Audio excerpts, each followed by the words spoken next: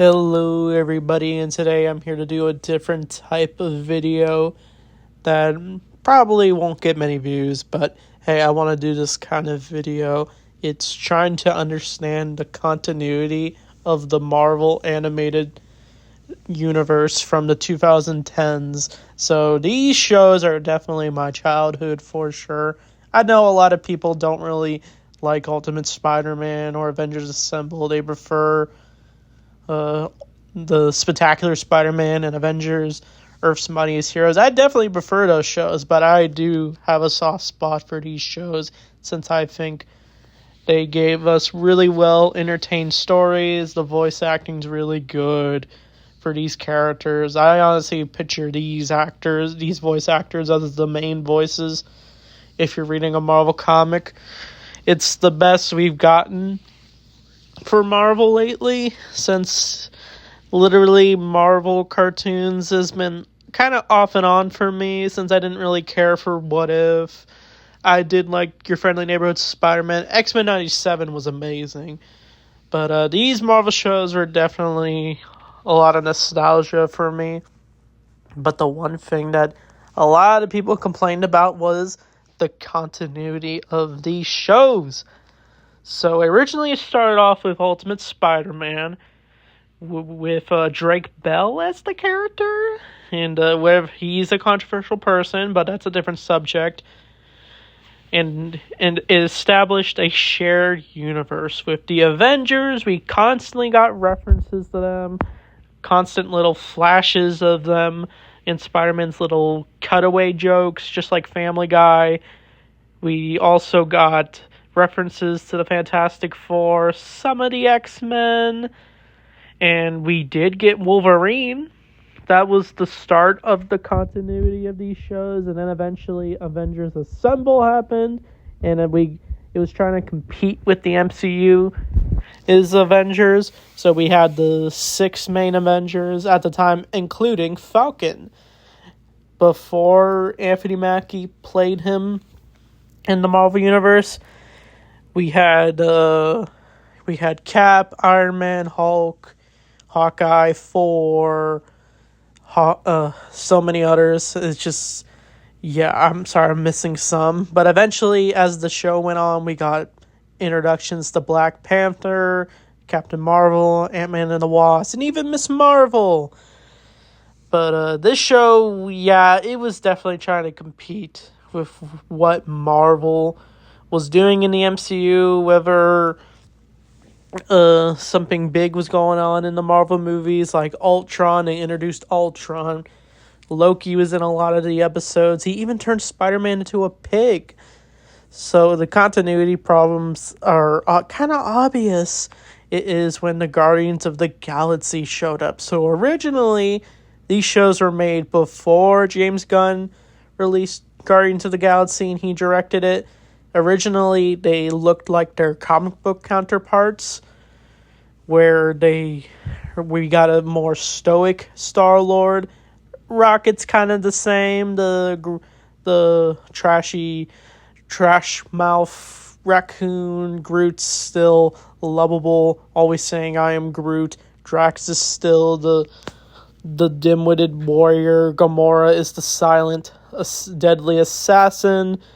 But once Guardians came out, they decided to change the Guardians of the Galaxy, trying to fit in with the MCU's timeline, where now they look like their MCU counterparts, but there's really no canon explanation behind it, since they tried to establish a bunch of teams in this show. We also had, I forgot to mention, the Hulks and the Agents of Smash. I recently watched a few episodes of the show. The show is definitely a show for Hulk fans for sure, since I do like the Hulk, but I've been obsessed with She-Hulk lately. That team had basically Hulk's entire family: Hulk, She-Hulk, Scar, Red Hulk, and A-Bomb. So that team was basically what Hulk would do before he met the Avengers. Even in early Ultimate Spider-Man, Hulk was seen as a threat before he joined the Avengers. He teamed up with Spider-Man against the Electric Man. I forget what his name was.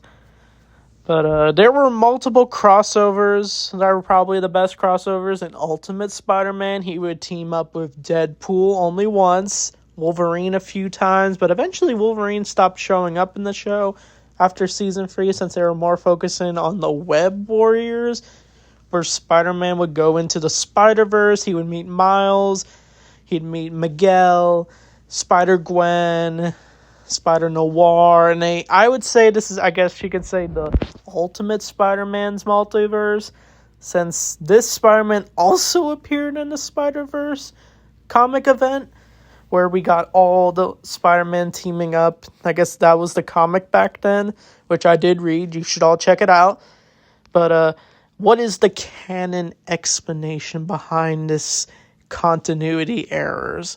Honestly, I probably have to agree with Godsmella about the whole thing. Sorry, I said his channel's name wrong, but it kind of doesn't really matter since these shows are just meant to be entertaining for kids, and it's meant to just be fun Marvel stories, and they're meant to just be entertaining, and they just try to basically just compete with the MCU.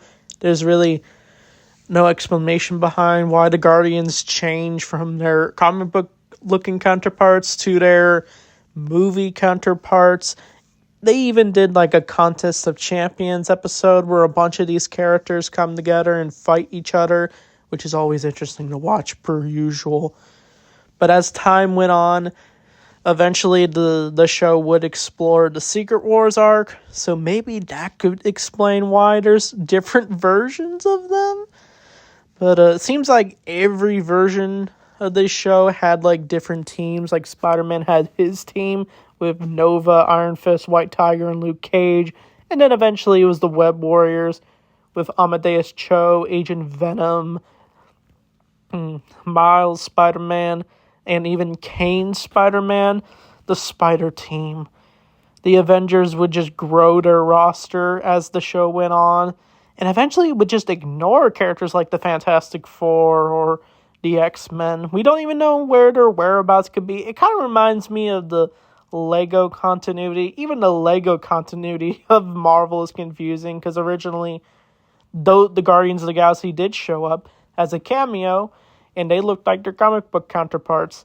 But once the second one came out, they were easily trying to make it more like the MCU, where we would just see those characters show up, and we didn't even get the X-Men or Fantastic Four, and the Guardians look like their movie counterparts. So I guess that's really the explanation behind it, just trying to be like the MCU. But honestly, these shows could just stand on their own.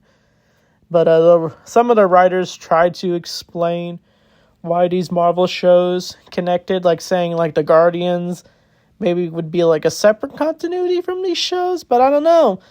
These Guardians do meet the Avengers like they never met before, so it's a little confusing. But after Ultimate Spider-Man ended, and after Season 4 of Avengers Assemble, eventually the animation style changed, and we got Marvel's Spider-Man with the Robbie Damon Spider-Man, and then eventually Black Panther's Quest they decided to do. And that had the same style of it.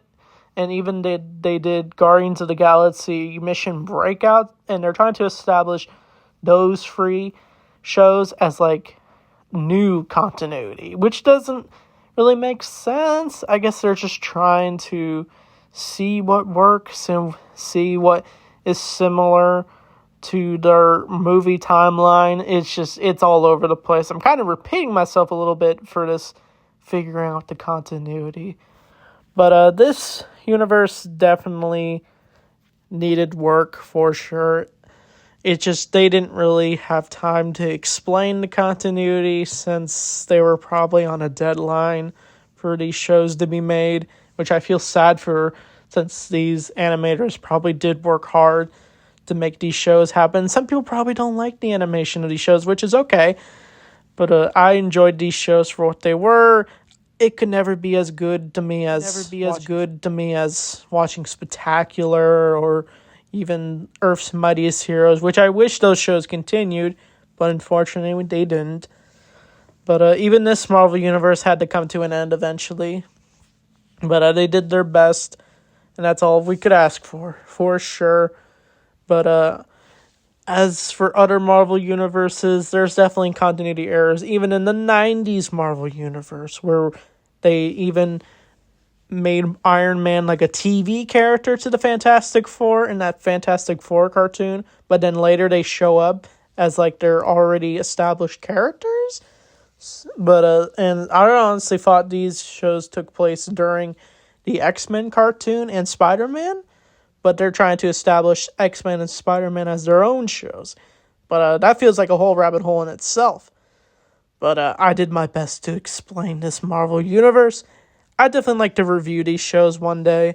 Definitely Ultimate Spider-Man, and definitely discuss some of my favorite moments with this universe. And I'd definitely love to review Earth's Mightiest Heroes and Spectacular one day. So be on the lookout for the future of the channel for these shows. So anyway, thanks for watching. I'll see you all next time.